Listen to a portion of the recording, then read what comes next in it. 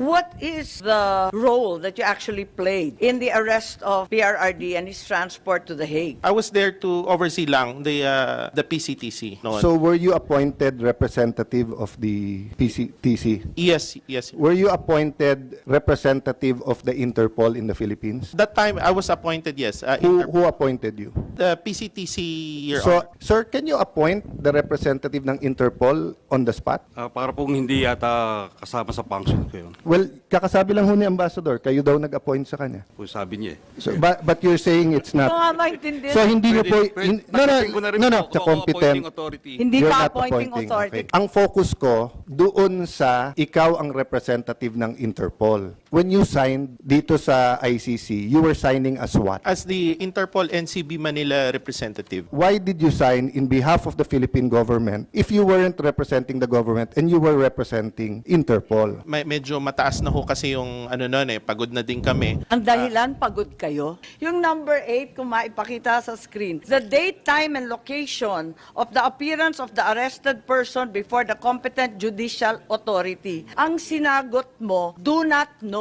Bakit mo sinasabing do not know? Nandun ka, nakababad ka, hanggang sa Hague, nandun ka eh. Ma'am, that time, nandun po yung mga abogado niya. In fact, 3 po yung abogado. ma'am. Hindi, walang abogadong sinasabi sa number 8 na pinirmahan mo before the competent national judicial authority. Number 10, did the arrested person receive legal assistance during national proceedings? Pinirmahan rin ninyo yan. He received legal assistance during national proceedings. Anong national proceedings ang tinutukoy ninyo?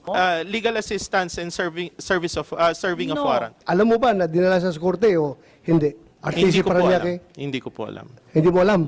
Kasi yung magkasama tinatanong... kayo, Hindi, di ba? kaya nandun ka, di ba? Sabi mo, ikaw nag-converse eh. Dinala ba sa husgado o hindi? Hindi ko Yes po or alam. no? Ay, Hindi mo alam? Kasama ka the whole time hanggang sa Hague. Hindi ko po alam. Pag sinabi mong hindi mo alam, you are lying. Eh, nandun ka all the time eh.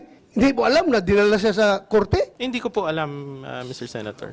Think we should ask Attorney Delgra. What do you think of the answer given that he was not aware? Pwede bang mangyari yon, Attorney Delgra?